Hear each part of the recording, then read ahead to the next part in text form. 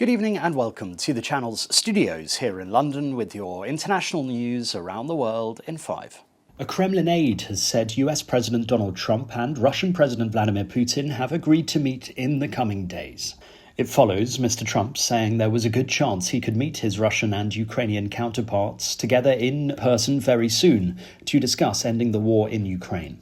Mr. Trump's deadline for Russia to agree a ceasefire in Ukraine or face more sweeping sanctions is due to expire on Friday.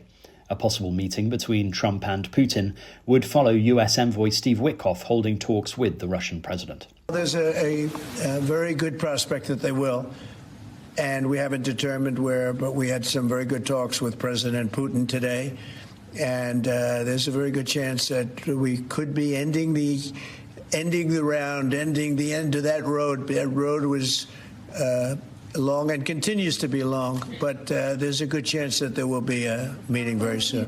Thousands of young people dying, mostly soldiers, but also, missiles being hit into Kiev and other places. But in terms of soldiers, I think Russia's lost over 20,000 since the beginning of the year. 20,000. Ghana's ministers of defence and environment have died in a military helicopter crash in the central Ashanti region, along with 6 other people. Images purportedly showing the charred remains of the helicopter are circulating on social media. The authorities have not confirmed the cause of the crash. Defence Minister Edward Omane Boma and Environment, Science and Technology Minister Ibrahim Murtala Mohammed were killed in the crash, which Chief of Staff Julius Debra described as a national tragedy. It had taken off from the capital Accra just after 9 a.m. local time and was heading to the town of Obuasi for an event to tackle illegal mining. A woman has been arrested in the US on suspicion of posing as a registered nurse. A police investigation was launched after hospital bosses terminated Autumn Bardisa's contract due to concerns about her qualifications. Investigators found the 29-year-old had provided medical services to 4,486 patients, despite a total lack of qualifications. Bardisa was employed by Advent Health Palm Coast Parkway in Palm Coast from July 2023 to January 2025. Are wanting a job so bad that you would manipulate a system and assume somebody's identity to be able to practice. You went to school, but you failed the exam.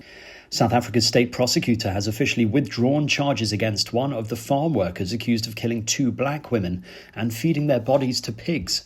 Adrian de Wet was one of 3 men facing murder charges after Maria Makgato and Lucia Delovu were killed while allegedly looking for food on a pig farm in South Africa's northern Limpopo province last year. Their bodies were then allegedly given to animals in an apparent attempt to dispose of the evidence. The French Prime Minister says a huge, deadly wildfire sweeping through the south of France is a catastrophe on an unprecedented scale. Wildfires have scorched an area larger than Paris in one region.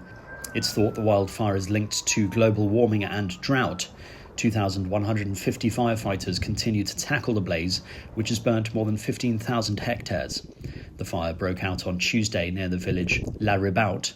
Officials say it's France's biggest wildfire since 1949. Apple plans to boost investment in the US by another $100 billion as the tech giant comes under pressure from President Donald Trump. The White House said the money would be used to encourage firms to make more Apple parts in the US and would add to the company's previous pledge to spend $500 billion in the US over 4 years. It comes after Trump singled out Apple by name earlier this year, threatening to raise tariffs on its products if it did not move iPhone manufacturing to the US. Good afternoon, everyone.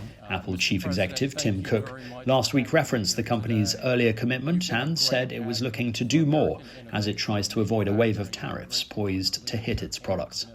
And Rome has been given final approval to a €13.5 billion project to build the world's longest suspension bridge connecting the island of Sicily to the region of Calabria. The designers claim the bridge, which is due to be built on one of the most seismically active areas in the Mediterranean, will be able to withstand earthquakes. It is the latest attempt by Italian officials to launch the Messina Bridge after many attempts which have so far failed.